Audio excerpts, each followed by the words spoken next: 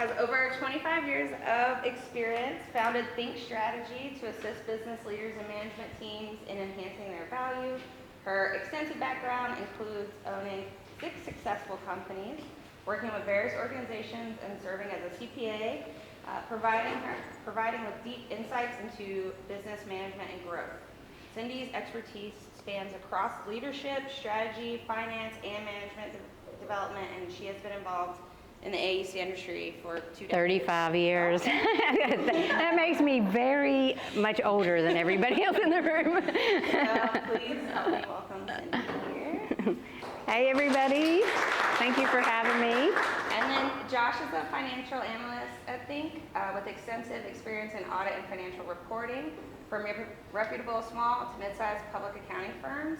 His strong understanding of financial processes and internal controls ensures accurate and thorough financial reporting. And he's committed to client service.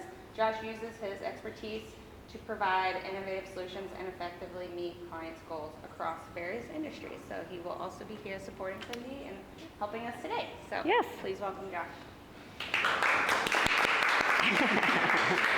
Thank you guys.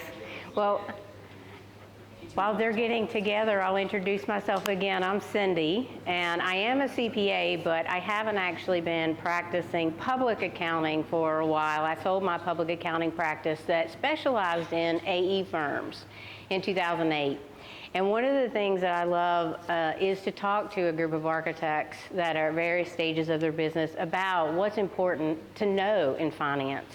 I've been CFO of a $375 million global company, and I've been the CFO of a 65-person architecture firm. And I can tell you, the problems are relatively the same, the numbers are just bigger.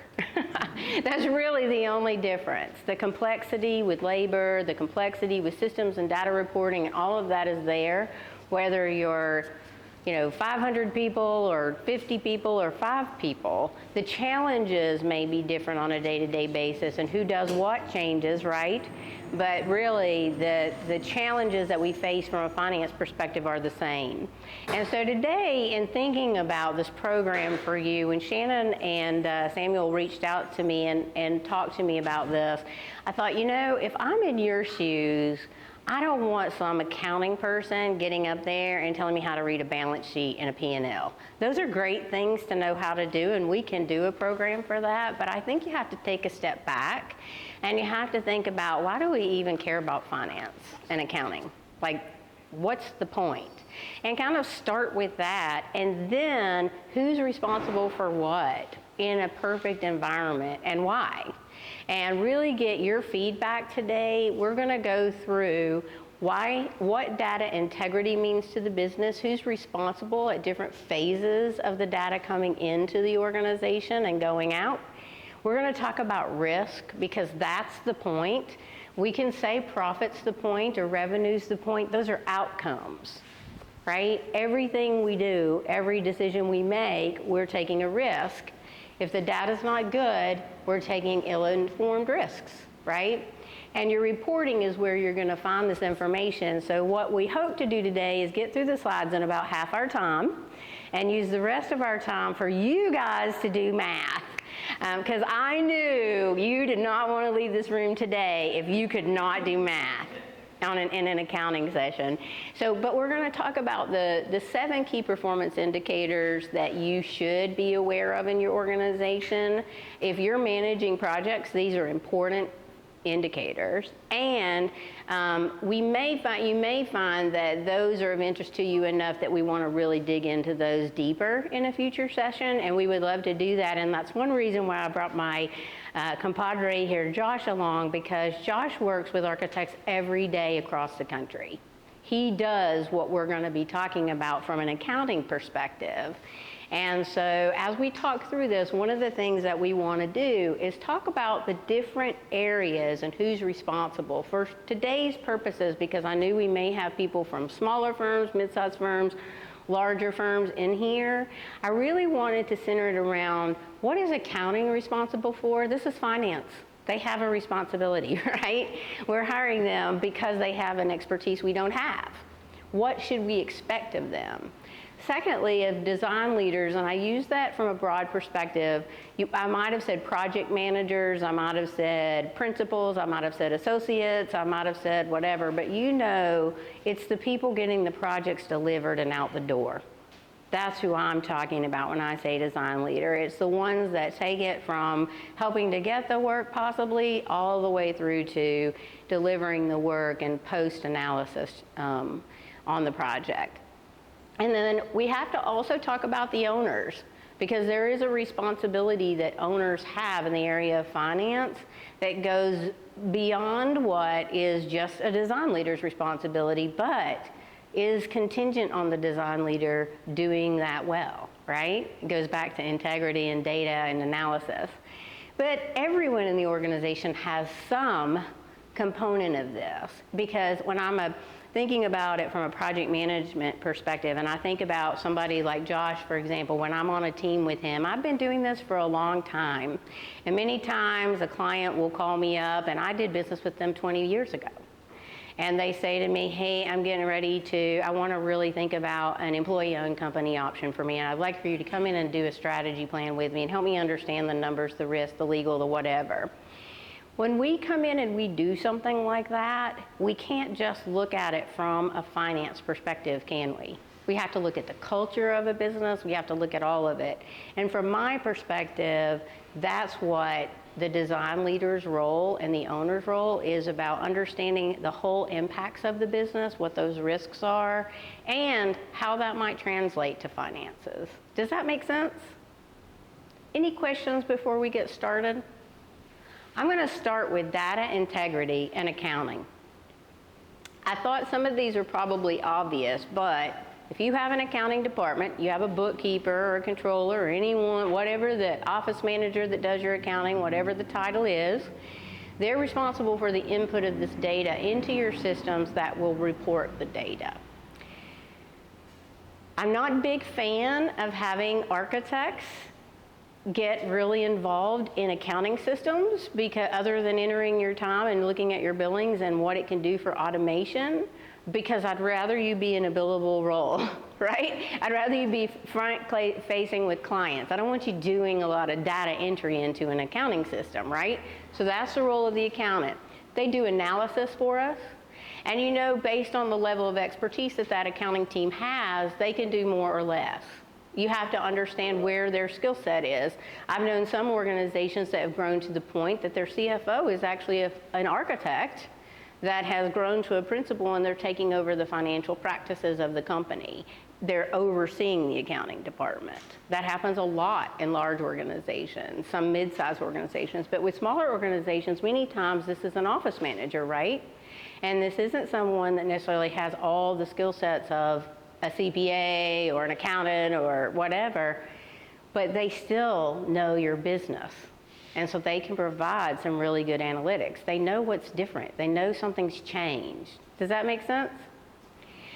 They also should be providing you benchmarking data. What is benchmarking data? Benchmarking data, when we get to the KPIs section of today, I'm going to use a lot of accounting terms. KPIs are key performance indicators. When we talk about key performance indicators, benchmarking is really one of the most compelling things to get out of it, because what you want to understand is how have we done compared to other firms similar to us. Are our prices high enough? Do we have the right amount of staff compared to others? What might be different? It's just a way to show yourself against a benchmark. Doesn't mean you're wanting to achieve the benchmark. You may have cultural reasons why you feel like it needs to be a different benchmark, but you're making that on an informed basis. The other thing that accounting should be doing is budgeting, forecasting, and their record keeping should be timely. So how many of you have bookkeepers or folks that do payroll who hound you pretty much every time there's a payroll to do your timesheet?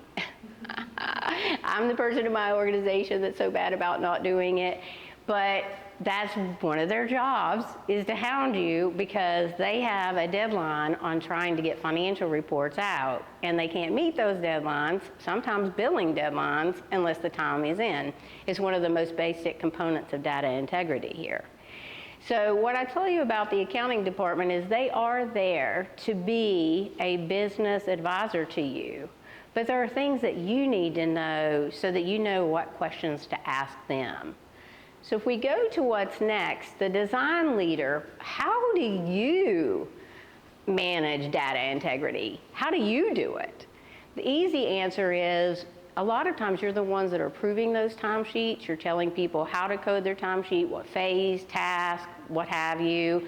You're the one that is approving expense reports or making billing decisions. How many of you every month have to think about how much can we bill this month as a milestone on this project, right? All of you, I'm sure. That is one of the most important components of data integrity, because when you're making that billing decision, you're affecting cash flow. If you overbill and go way beyond, you may have a mad client that won't pay you, and they'll hold the invoice for 3 months until they think you're at that milestone. Or you could do what a lot of architects do, and that's underbill because you don't want them to get mad.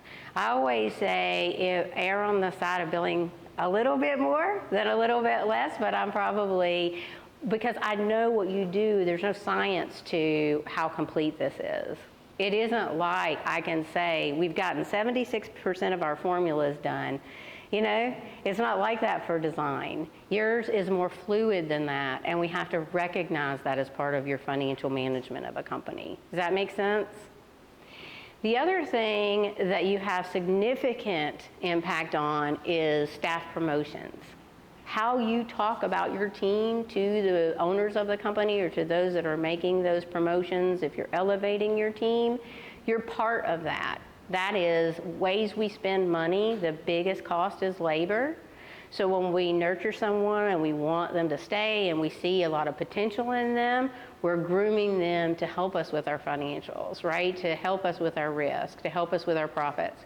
But if we have people that are really struggling and they're not in the roles that they need to be in, sometimes we're weighing the organization down by holding on to that.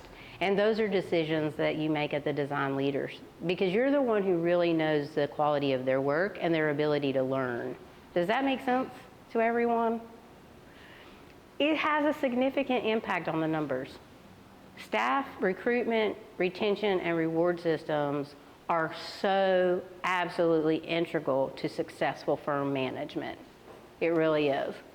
The other thing that design leaders do with data is you're using these reports that come to you to assess milestones of your project, and you're really looking at your overall project performance to see, did we have enough time in this? Did we have scope creep? Did we have those things? And we're going to talk a little bit more about that.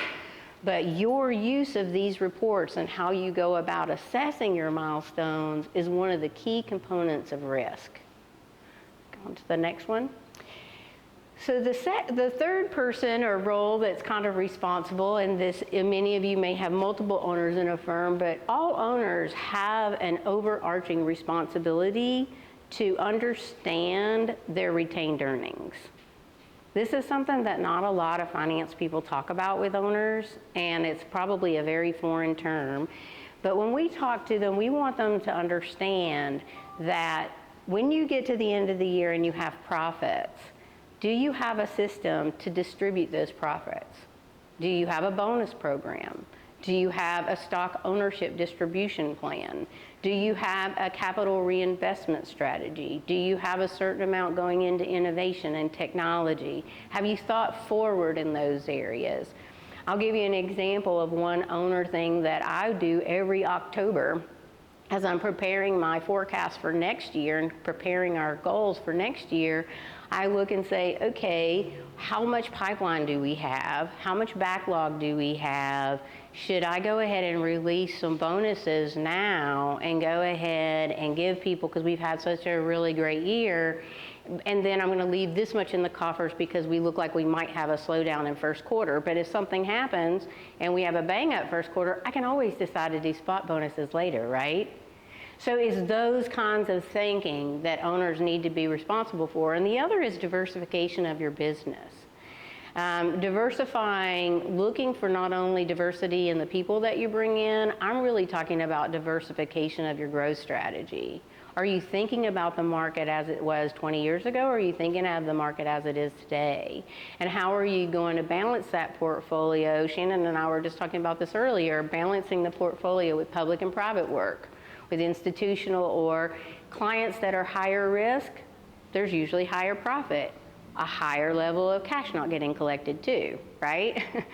And usually institutional or government work tends to have lower margin, but you can pretty much count on that wire of funds, before 30 days is up. So having a balance of your work is really important to the success of the business. And lastly, everyone has some responsibility to financial data integrity, because they're the ones entering their timesheet information. So if I go in and I say, oh, I didn't enter mine, so this is me, every time I have to do my timesheet. I try to do it every Friday afternoon. I know that best practice is to do it every day, but I never have done that. I've never been able to do it. I'm an admitter. But at least on Friday afternoon, I try to do my timesheet and set myself up for the next week. That doesn't always happen. But what happens to me on Friday? I don't remember what I did on Monday. I don't remember how much time I spent on that. So I had to come up with a system. So I use my Outlook calendar. Probably drives my team crazy, because when you look at my calendar, it looks like a color-coded mess. But it is my way of keeping up with what I'm going to enter on my timesheet on Friday. Everybody has to come up with their system. Everybody has better systems than me, so I recommend talking to those in the organization that are good at getting it done. But this always feels like the last thing on my priorities list. But it is important to get the correct billing, correct reporting, all of that. Same thing with expenses. And the other thing, and this is actually something we're going to talk about more, estimating the work effort of an individual. I know some of you are going to tell me, well, who's the individual? Ask me, who's the individual? Is it Cindy or is it Josh? Cindy's going to get in there and she's going to be great at visioning this, and she's going to be very strategic and she'll be very helpful. When we get into the weeds, she's going to be very distracting. Josh is who we need on the weeds.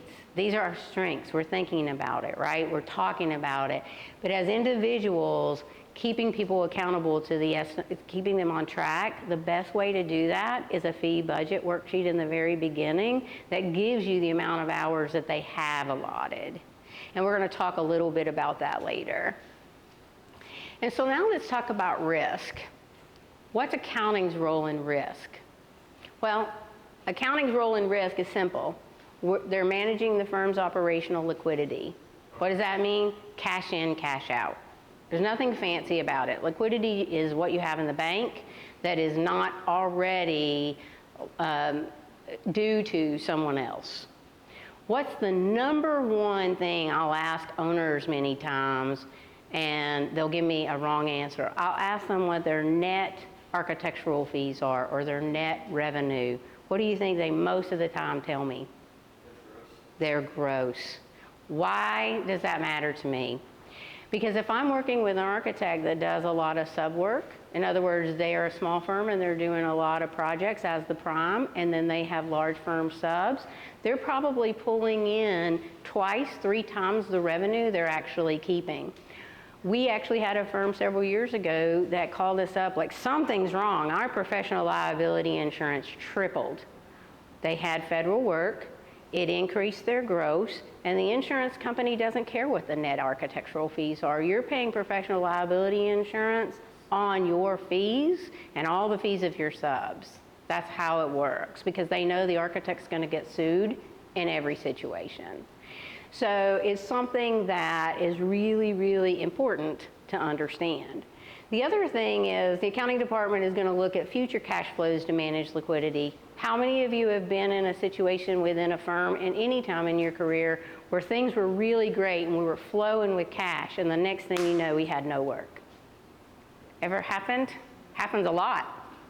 And it's because we don't pay attention to our cash flow. We pay attention to what our timesheets are saying our hours are without looking into the future to see what that means. Does that make sense? Okay, the other thing is regulatory compliance, compliance around taxes, benefits, and all of that. Tax efficient structuring, that's your accountant's responsibility. If you have a controller and they're not doing all of these things, they're not doing their job.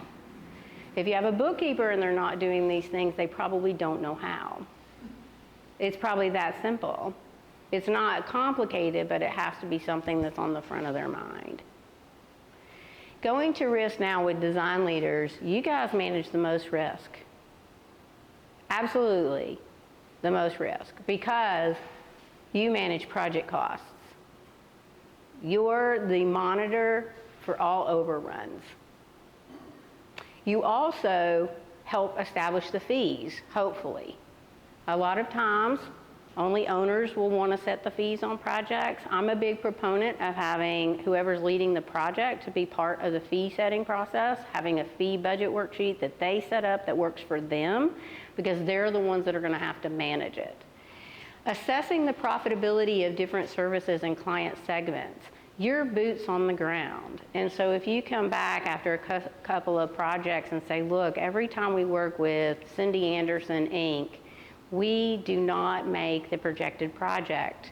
We have to increase our fees on that. So a design leader's job is to bring up those things that need to be discussed. You may not always have the authority to make the final call, but you should be bringing it up, because that's part of what you're there to do, right? For your team and for yourself. How many people have worked on projects that you know are losers? It continues to be a loser. Nobody will address the fee scope problem, and your team is screaming at you because they're tired of working on it too, and they're tired of making changes. Has that ever happened to anyone in the room? Never has happened to me, but in the event that it might have happened to you guys, that's what we're talking about, is really explaining and saying, like, we'll go into organizations sometimes that need to fire clients, but that's a really hard thing to do. You really have to understand first, before I go and fire them, what could I be doing differently, right? So that's part of the risk you manage every day. Ensuring that the contracts with clients are clear and concise, that the scope is understood, and if there's anything at all that you feel like could be misunderstood that you are not supposed to be doing, exclude it in your agreement. Because usually that's where scope creep happens. Well, I thought that was already in there. No, that would have been an additional service or something else. The other thing that really is a big burden to you guys, and this is really where I see a lot of stress for people, is the professional standards compliance. A lot of people say, I don't have time to do quality control. I don't have time to check the drawings. I don't have time to make sure that my team is doing things. These are risks that we take by not making the time. It's a real financial risk. And then that really leads to the last one, which is quality control review, which is really a big part of what I would say a design leader's job is just making sure your team knows and being a mentor to them to help them fix whatever problems they may be having. Any questions on this one? Because I know risk is a big topic, but I do feel very strongly that design leaders carry a lot of the risk without even really realizing how much of the risk is on them. Without you kind of being that liaison to the owner and to the client or to the team, a lot can go wrong. Does that make sense? Right, so the other risk that has to be looked at is the owner's risk. If you're an owner, debt obligations are your biggest risk, next to professional liabilities. Because a lot of owners, how many of you have firms where only an owner can seal a drawing? Good. Oh, you have, so normally by only having one or two people seal the drawings, they're taking on all the professional liability, going back to professional practice. So we always feel like it's important for the licensed architect to be the one who is able to, because there's insurance for that. That's what professional liability is for. But we do see these are the two big areas that a lot of owners get involved. This is areas where in almost every firm, these two areas, an owner would get involved if there was a problem. Yeah.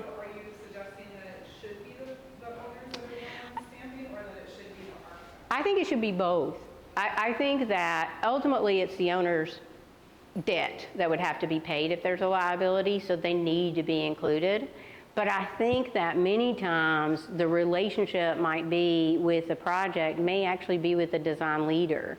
So sometimes you can work problems out without it having to go litigation or be a problem through your relationship. So I think it has to be kind of looking at it, does the owner have a relationship that would be better for us to negotiate, or do I have a negotiation? You know what I mean? I think it has to be a partnership. But ultimately, it's the owner's responsibility to make sure that it's covered. You can make decisions with information you have, and you can bring up issues, but ultimately, they have to follow them. Does that make sense? And so everyone, I think for everyone in your organization, the thing to keep in mind is allowing time for quality control. If my deadline to get to a certain milestone is September 30th, I really need to think about it earlier than that, right? I really need to try to build in time. This is something I get pushback on all the time. That's easier said than done, and I do understand that even within our own firm. The challenge with it is that's the biggest risk you'll take, is not taking the day to check those drawings. And then recognizing scope creep. Many times, it's not even the project manager that is really the one that it falls on, it's someone on the team. And you're redoing something the client's asking you to redo, and it's not within the scope. So understanding that it's okay for you to go to your project manager or leader and say, hey, I don't think this is within our scope. Am I thinking right here? And bringing it to their attention, because they probably have other projects too, so it's very helpful. Anything else on risk on this side? So let's talk about reporting. We're getting to the fun stuff soon. So in accounting, it's pretty standard stuff. There's internal reports that we expect from them, regular financial reports for management purposes, and then they have also the external reporting requirements. Many times, accounting leaders, controllers can get really hung up on this, on the external reporting requirements, forgetting that this has bigger risk than the external does. External, once you've reconciled it, you should be able to put it out there, you know? But the internal, you have to know, does the data make sense? And what I'm presenting is the key performance indicators. Is it giving us information? If we get the internal reports right and give them to people on a regular, consistent, timely basis, and they look at certain performance, the external reports go a lot easier, because we know what's going on. So when somebody asks us a question, we can answer it. So clicking on to the design leaders, my favorite one is the fee budget worksheet. You're gonna hear me say it 1,000 times. I believe Samuel and Shannon have loaded up an example one that I use that was built by this company called Arca Tools. I'm not associated with Arca Tools or anything, but I will say it's a really cool place to go get just basic Excel or template type things in design firms that you can start with. And I like the one that they use for fee budget worksheets because it is so detailed. I personally don't like using that much detail, so I shorten mine, and that's a preference. But I guarantee you that my partner Kelly would use the one that has 50 rows on it. She likes the details and knowing what's inside. So it's preference. What's important is that you have one and you're using it as a go-by, and that you're checking it in with it against how you're actually tracking on the project. And that to me is one of the most important tools in a leader's toolbox. To me, all it really is a budget, just like you would put on having a company or a household. It's just specific to a project. That's all it really is. Typically, design leaders contribute to financial reporting and financial forecasting. So what does that mean? Typically, accounting will come to you before they even go to the owners and start collecting who's on your team, do you plan on any hires, what's your budget for next year, all of those. They gather intel, they gather it from you, they put it into a forecast or a budget. Typically, we'll let you look at it, and then they'll send it off with a master budget to the owners to approve at the end of the year. How many of you have been part of that process? And talk to us a little bit about what your process is like, if you don't mind. That's exactly what you said. Accounting will create a base budget spreadsheet our staff, their rates, their projects, their backlog, our pipeline, projected across 12 months. And then we will fill out a majority of that information, what our expenses are, IT expenses, everything. So, Yeah. just and sub expenses. We'll send that back. They will combine it with all the others. Then there'll be a round 2 for us to Yeah. QA. Did we, was everything correct? It generally takes about a month. Have things changed? Right. October is when we start in October. By November, we're already reviewing that first round. By the end of November, we're reviewing the final. We'll get the final one, so this is your budget for the next year after it's rolled up to the owners. Because they'll comment on it based on things that they need from an owner standpoint, and then push down information. So That's great. Say, we'll look at year-over-year revenue. This year, you're forecasting way less than we were last year, but you have more people, you have more pipeline. Where are you seeing that? Right. We expect you to see that so that there's conversation. That's a perfect process. It really is. And to go a step further, I bet when you get into the next year, that is the budget. So as long as you're tracking with the budget, you don't have to ask for a lot of permission if you have certain things in there because it's already in the budget. If you're not tracking with the budget, there's probably a mechanism in there to say, hold, we have to wait. That is the process. I struggle so much with organizations that begin their budgeting process in January because by the time you publish it, the year's over. It's like you're kind of going along and doing your budget at the same time. So I really encourage whatever your fiscal year is to try to do it the quarter before. So we're going to spend a lot more time on these things, A through G.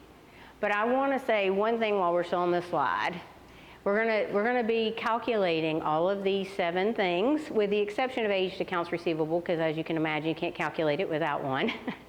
But we're going to calculate utilization rate, overhead rate, break-even rate, net multiplier, profit to earnings, and net revenue per employee. Because these are the most common key performance indicators, and there's so much benchmarking data that every firm can use these tools. But I caution you, never use one by itself. It doesn't work. I can't tell you how many people will say, oh, we do utilization rate, we got that, we got that. Well, the problem is, I can have a 90% utilization rate, which is fairly high, right? And a 2 on my net multiplier. That's not good. That means that even though I've got a lot of billable hours, I'm not converting it to revenue. I have to look at those 2 together. I cannot look at them separately. So many firms miss that point. I even want to see them on the same 2 lines next to each other because I want to understand those 2 in conjunction. If I'm running an 85% utilization and I am an intern or a fairly new professional, that makes sense. 85% takes into consideration administrative time, things like that.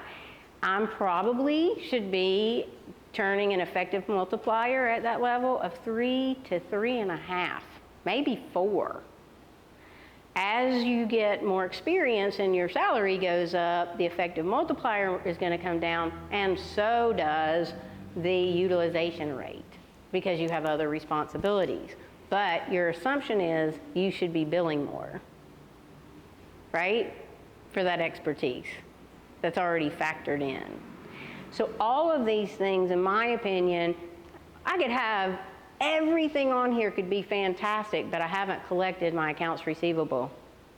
I'm out of business. I could have the greatest net multiplier in the world, but if it doesn't convert to cash, I've got nothing. So that's what we're going to focus on in our key performance indicators today. But I do want to share with you that if you do want to get into a class on the fee budget worksheet or any of these in more detail than what we're doing today, we would be happy to come back and do something like that with you. So just let us know.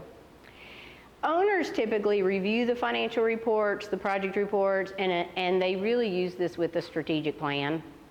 And so at an owner level, they're responsible for all of it, but they tend to look more at the high-level reporting.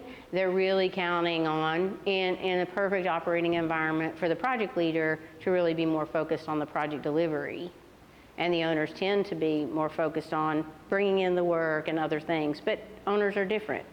Some owners prefer to stay in design. I've got several clients like that, that if you told them they had to market, they would say, no way. And so everybody is different, but these are just general rules. And then when it comes to our exercises, the point today, we're going to break out into some groups and have you do these calculations, and we're just going to give you some basic financial data. And you should be able to calculate each one of these, except for the aged accounts receivable, by using the data that we're going to provide. Any questions before we get started? You hit on architect tendencies to comp hours to not make their clients mad. Can you, which my bookkeeper and accountant are always talking about, I don't know if this is a fair question, but can you explain like what happens to those hours after I give them away for free? Like, how does that, what's the ripple effect? So essentially, you know, it's a great question because hours don't convert to salary, and it doesn't necessarily convert to how much you're going to bill your client if you live in a fixed fee environment. So there's two types of environments, right? There's the hourly environment, which is pretty rare for most architects. A lot of engineers live by the hour. Civil engineers, for example. Every time they go to a construction site, they get paid for that by the hour. But architects tend to get fee-based, but when you're doing your fee budget worksheet, you really want to factor in how much at the principal level, how much at the associate level, how much project all these, whatever your levels are in your organization, and come up with a blended rate, or come up with, break it out by person and give that kind of detail. The reality is that as a leader on a project, you may not even really be working on the project. You may be mentoring Cindy as part of that project. Never feel bad about that. If you have new team members and you're loading hours and that's your reason that it's going over, that is a legitimate reason that is explainable. I think where their struggle is when you don't know how many hours, there's no real understanding of, we've already spent our entire budget on this and we can't bill but for 50%. Or something like that. So it's really more of a matter, are we spending that time because we're mentoring and training, or because we're marketing a client at the same time that we're doing their project? There's lots of reasons. Or are we truly out of scope? Or did we have to redo something? Do we have a quality control issue? And that explains it. Does that help? I think you have to look at the reason why. Because I can tell you, when I've been CFOing, when we do fee budget worksheets, I've seen projects where I know we're going to lose 10%. I'm just praying we don't lose more than 10, but there's a project behind that I want, and I'm okay with that, but it's about measuring risk. That make sense? Can you talk a little bit more about what it means for design leaders to be aware of the KPIs? Is that firm-wide numbers, or is that project by project, or what's the expectation there? You know, from my perspective, it's really important for you to understand, if you're managing a project and leading a project, everything about that project, soup to nuts, especially the budget and what your budget is for your consultants, what your budget is for each of your staff members, and are there other folks that have to be on that team for whatever reason, specialty reasons.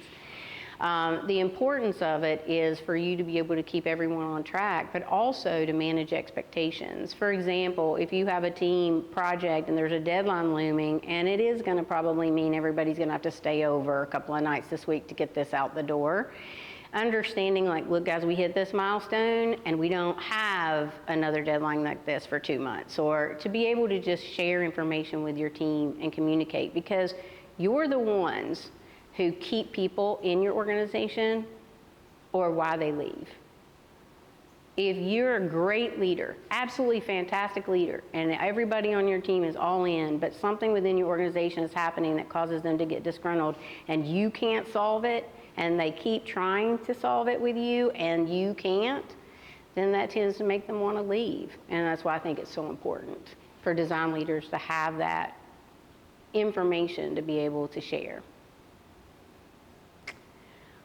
All right, so I think we're going to break into our groups that you guys were in earlier. So I believe if you guys can get together, let's see, I believe that the groups, A, B, C, D, and E. All right, once everyone gets in their group, this is your data. Net operating revenue, which could also be called net architectural fees, could be called net revenue, because we accounting types love to label things with 10 different names that mean exactly the same thing.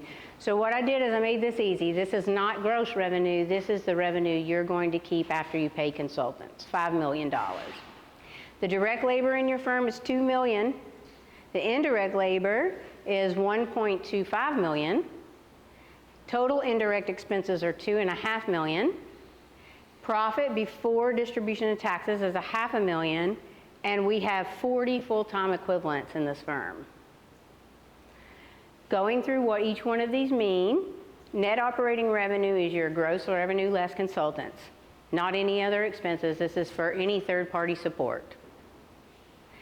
Direct labor is all project-related labor that goes into getting that project out the door, or all of your projects out the door. So that's billable labor, that's your utilization target.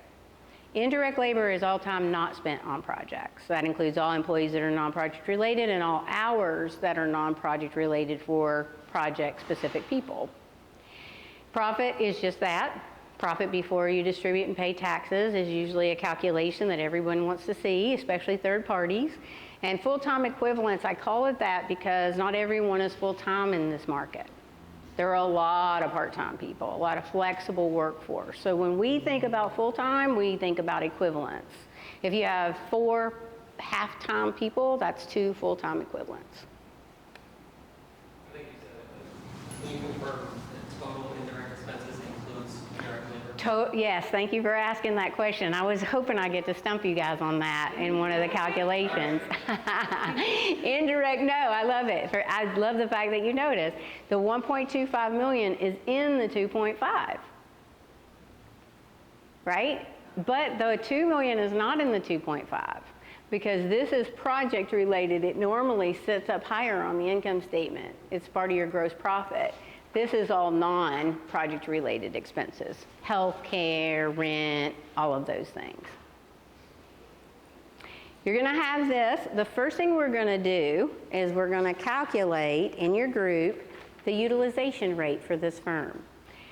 You may ask me, where are the hours to calculate the utilization rate? We always do it on hours. Please do not do your utilization calculation on hours, because not every hour costs the same. Always do your utilization calculation based on labor dollars. If you do it both ways, which is my really fun thing to do, you will see why you don't ever want to just count on hours. If Cindy Anderson as a principal works on your project for 50 hours because she just wants to work in design and that's just making everybody so happy on your team because I just keep coming and disrupting your team and making it really challenging, that's really gonna mess this up, right? Because my salary, you're assuming, is gonna be higher than an intern who works those same 50 hours, but our utilization by the hour is gonna be the same number. By the dollar, it's not. Does that make sense? All right, so anybody have an answer, any team, or do you guys want 5 minutes or so? Want the teams to try? You want to try to calculate this one? It's total direct labor divided by total labor.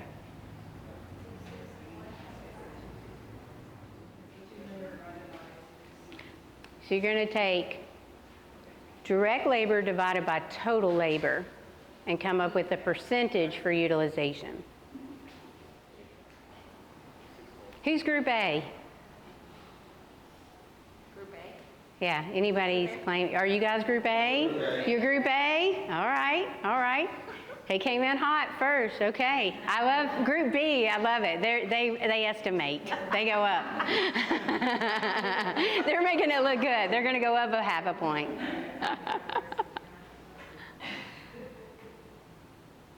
Anybody? Okay, there we go, all right. Is that it? Is there a Group B? Okay, the answer is 61.5%. That was my only other trick in the deck. You have to take the 2 million divided by 3.25 million.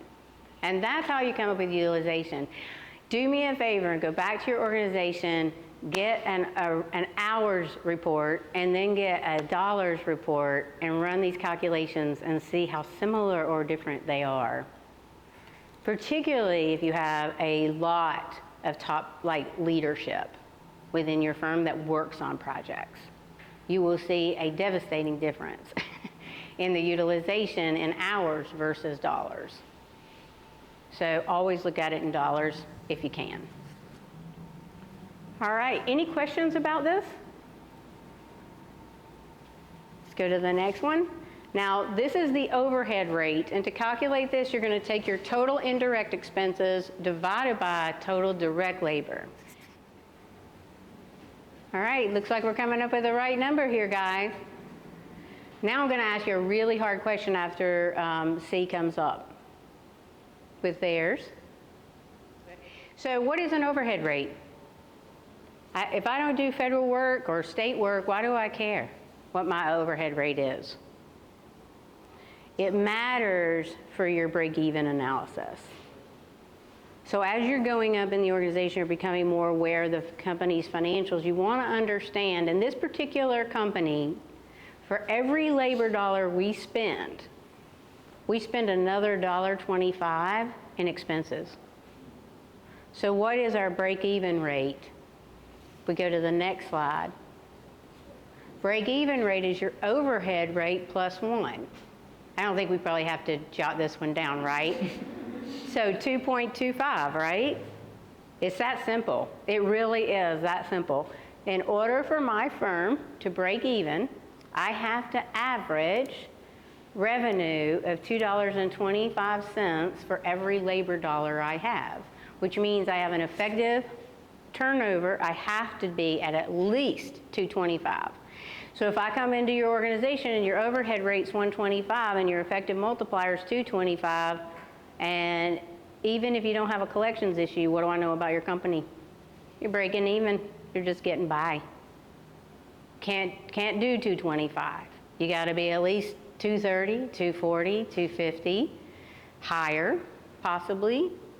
So that break-even rate for me is like gold. I want to know how many, if I have a team of 10 people and these 10 people cost me $1 million, I want to know I'm going to bill $2,500,000. And if I'm doing that, I'm doing my job, right? Net multiplier is taking your net operating revenue and dividing that by your direct labor.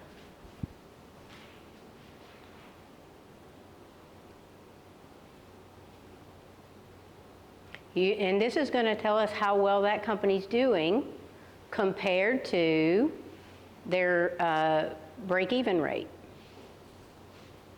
This is why you have to look at these together. If my break-even rate's 225, what do I want my effective multiplier to be? Higher than that, 2.5. So I know for me, when I'm looking at this company right now, I've got a 61.5% utilization for overall staff. That's right, 62 to 68, pretty much average no matter what size firm you are, but 60%. If you are focused more on design, I'm happy with it. 60% and up, I feel really good about. It's all based on what your focus is, right? Could be higher, could be lower. But I don't want it to go much lower than 60% utilization for the whole organization, because that means we're not doing something right, not being billable more than half the time, right? All right, so does everybody understand, too, on the net multiplier, that there's another step in this that I don't think is super, super important for you to know, but there's this concept called realization. And realization is kind of a more advanced metric that I would recommend if you were CFOing your architectural firm. And that is where I like to look and see exactly, go back to that last slide, Josh, if you don't mind. I like to actually go through and do a push on how much of my revenue, if I got a 2.5, how much did we realize? How much was our bad debt? How much did we not collect? So on the surface, I billed so much, and this is what my metric is, but did I collect it? Was I able to realize it? So just wanted to tell you about that one. I don't want to confuse you, but I want to make you aware that realization is a concept that is never really discussed in architecture. In CPA firms and law firms, it's all we talk about. It doesn't matter how many hours you work, what did you bill, what did you realize, what did we collect? That's all they talk about. In architecture firms, we don't tend to talk about it as much, but it's a concept to be familiar with. All right, sorry about that. Aged accounts receivable, all of you guys have seen an aged accounts receivable report, I assume. Usually it's provided by accounting with columns representing due date, 30 days, 60 days, 90 days, over 120 days, whatever that answer is. The thing I want to say about aged accounts receivable is once you go into 60 days, it becomes harder to collect. So I'm a big proponent of accounting sending out you haven't paid statements sometime between 30 and 45 days. And then after that, escalate it up to, hey, somebody hasn't paid, can you just check with your counterpart over there? It may have just gotten put on someone's desk or whatever. But I'm really big on collections because even if someone's not disputing you did the work, the longer time passes, the less likely they will pay you. Okay? Profit earnings ratio. So profit before distributions and taxes divided by net operating revenue. This is just your profit margin before taxes and distributions.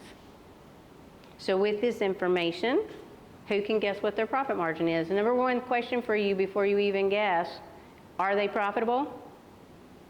Yes. We know they're profitable because they exceeded their break-even rate. So if you exceeded your break-even rate and your effective multiplier and your accounting person shows you a profit margin of negative, that's wrong. Something's wrong somewhere. Does that make sense? All right. So they're profitable, right? If they'd had an effective multiplier of 3, we would expect that to be even larger, probably closer to 15 or 20% based on the numbers, right? The one thing I want to say is if I'm at a 10% profit margin, that's okay. That's pretty standard for an architecture firm. You can be between, I would say, 8 and 12%. A lot of firms in the public sector do much less than this. If you're primarily schools, for example, K-12, you're not going to be able to hit 10%. So what you had to do is manage the quality of what it takes to get to that 10%.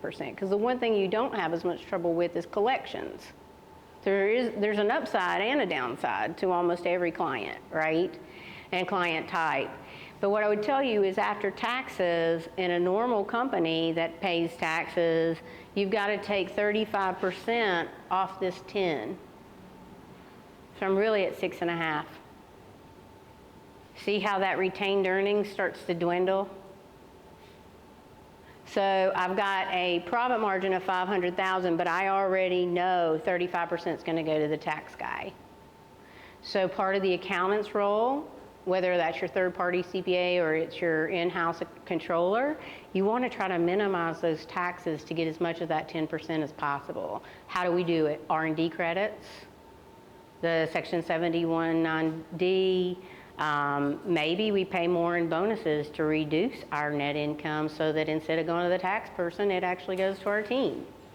All of those decisions have to be made based on risk, right? Is the risk that we're going to run out of cash next spring greater than the risk that I'm going to pay more taxes that I really wanted to pay? Sometimes you have to pay taxes to hold cash, and I really hate it. But kicking the tax can down forward every year on a cash basis is a dangerous game because it will catch up with you when the year's bad. All right, any questions? You guys already knew this. You slammed through it, but is there anything that would be helpful to maybe learn more about while we're together? Oh, sorry, I forgot to make you calculate net revenue per employee. I'm sorry, my bad. Yeah, you got to calculate the last one. No wonder you're all staring at me like, what are you doing? When I start talking about profit and taxes, I just get excited. Okay. Cindy, can you help with Sure. benchmarking here for this? Does it differ based on firm size or type of work you do? Net revenue per employee is impacted by firm size. And the benchmark, so you're going to take the 500,000 and you're going to divide that by 40, right? That's going to be the formula. You're taking net operating revenue divided by 40, which reaches a net revenue per employee. When you calculate that number, what that represents is how much net revenue I am actually generating for every employee that I currently have, all staff included. If I am a larger firm, that is going to be a higher number because my infrastructure staff doesn't have to be the same percentage as it does in a smaller staff. Let's say, I'm going to give you an example of a 50-person firm size. A 50-person firm size has to have a lot of the infrastructure that a 200-person firm has to have. That really kills net revenue per employee because you just have more overhead as a percent of your staff. As you get larger, you get the efficiency with that, and you have fewer non-billable to total billable. It's a good question. I have a follow-up question on that. So what is like so it sounds like there's sizes where inefficiency just Yeah. continues. So like what are like some good Ranges. cutoffs where It's a great question, and one of the articles that we put in there gives you benchmarks for all of these so that you do have them. But I will tell you that in North Carolina right now, the typical firm is going to be between 110,000 per employee, which typically is a very, very small firm, to 150 to 200,000. The larger firm being closer to the 200,000. You don't see that very much. Probably one or two firms that are able to do that in really strong economies. But typically you're going to see it around 125 to 150 is pretty much, in 20 years it hasn't changed a whole lot.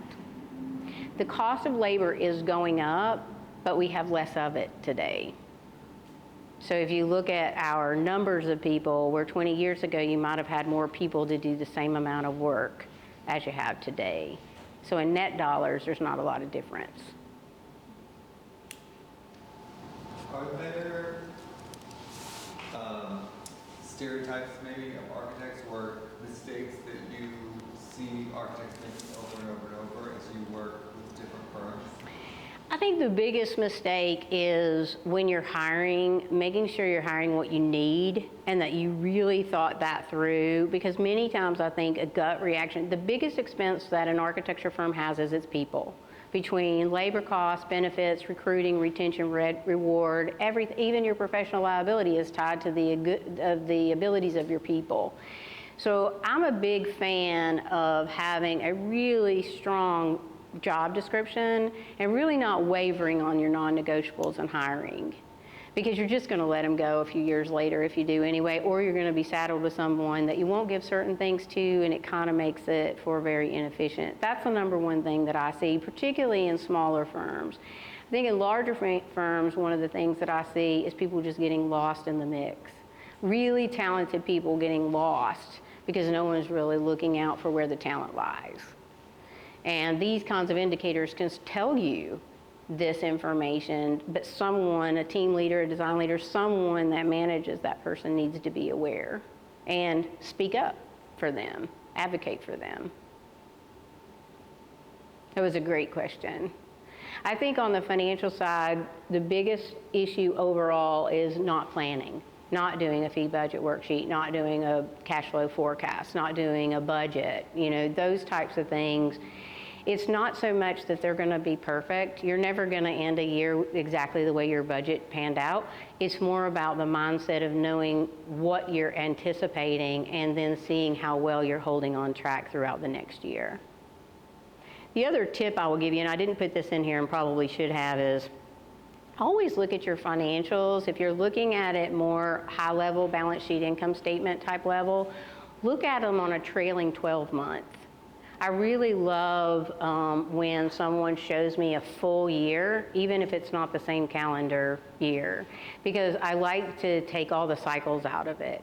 It's really amazing. I had a client recently that really felt like they were having a bang-up, really great year, but when you start looking on trailing 12, they've actually been softening for about 4 months, and they had not noticed. And one of the things that's not in here, because it's not really financial, but the marketing side of this, I will tell you as a CFO, the pipeline and backlog were as important to me of any of the KPIs we shared today. Backlog and pipeline tell me a lot.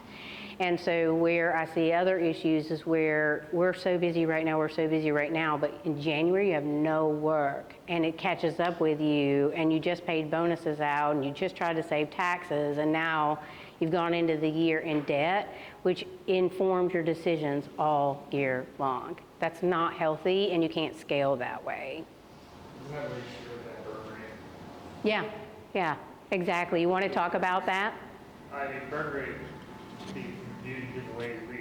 the way we operate is from revenue versus net revenue per employee. Backlog. This is how much backlog we've got. Right, per employee. How much each employee is working to capture that revenue in each month. Yeah. We do it monthly. And if we're not bringing in more work, we're burning off here. This is how much we're burning off. So we need to supplement that with pipeline, future work, so that we can make sure that we don't have a situation where we are super busy now, but come January, we have no more work. Yeah, so basically what they're doing with their burn rate is forecasting their net revenue.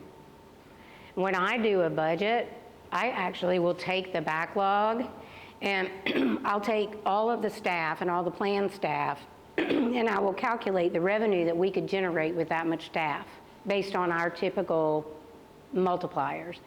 Then I take the backlog and sort out how much do we have in backlog, how much do we have in pipeline on a probability basis, and what is our missing link. And I want to see that every month. I don't just want to see it in January. I want to see it every single month for the last 12 months and for the next 12. Yeah, Excuse me. We'll reconcile every quarter. Yeah, absolutely, because things change. Yeah.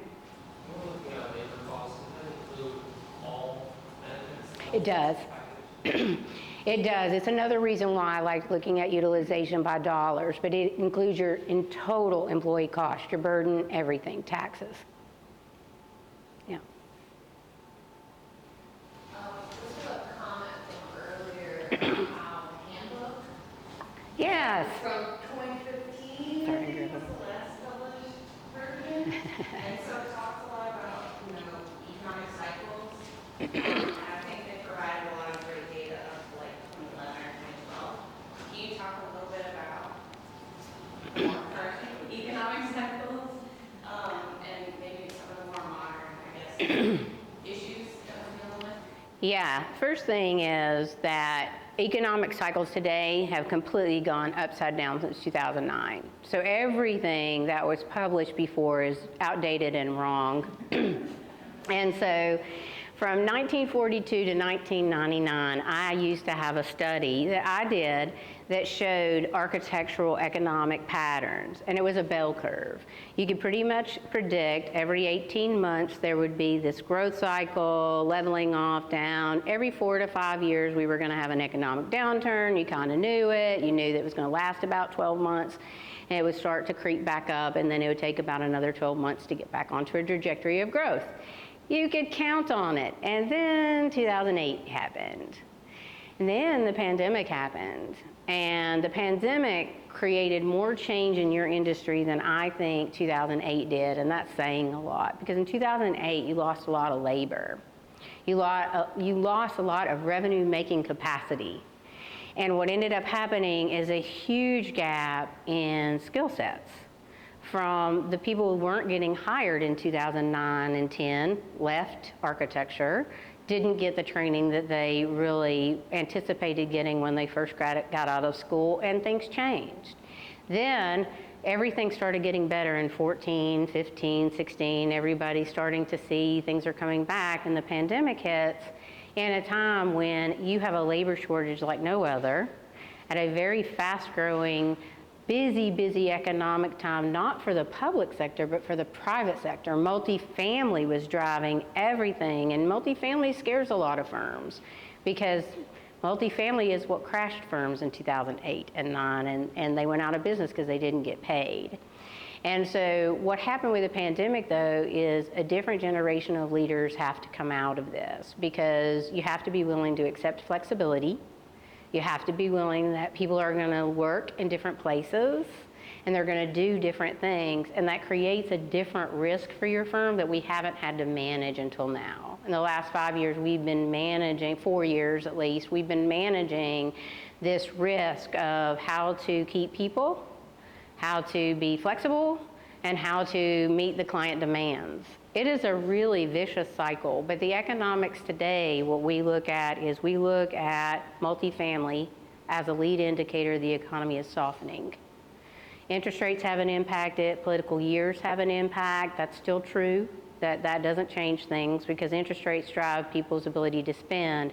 But what's different now is you don't know how long it's going to last, and you don't know that it's going to hit your market. I would say in the triangle market, there's still quite a bit of work, but it's really based on what kind of sector you're in. If you're in the commercial sector, you probably are still facing challenges because they're still trying to figure out what to do with these corporate spaces that are empty. Because many firms, like CPA firms and insurance firms, they're not coming back to the office the way that they did before. But then we're seeing other industries like tech want to invest in buildings again. So there's starting to be a surge and a change. So I think you have to look at housing starts. I think you have to look at on your pipeline, are things taking longer to get to decision?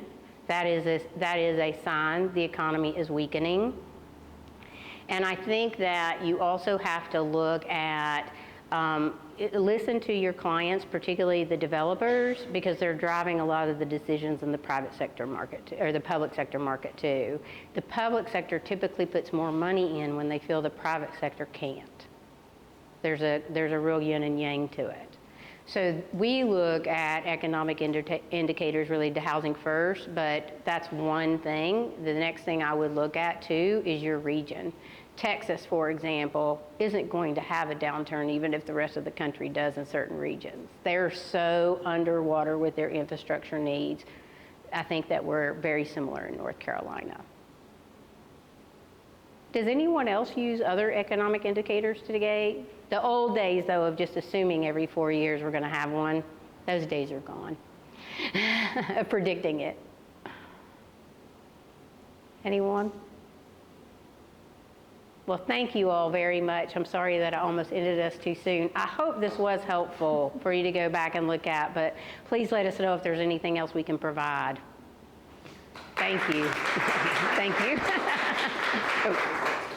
I guess before we do that, in case people have to bounce, we'll go over the homework really quick for next session. Thank you, sorry. Which includes the handbook of professional practice, the chapter on human resources. So those chapters are listed there. And then the arts principles, we're going to talk about the culture and the talent sections. So those are the two portions we'd like y'all to hit in the arts principles book. And then, as Sam mentioned, we're going to have another book probably next time for y'all to include. But this is a good amount of pages, even though arts principles is the bulk of it in the count. Again, thanks to our sponsors. And I think that was our last slide. So September 24th, mark your calendars.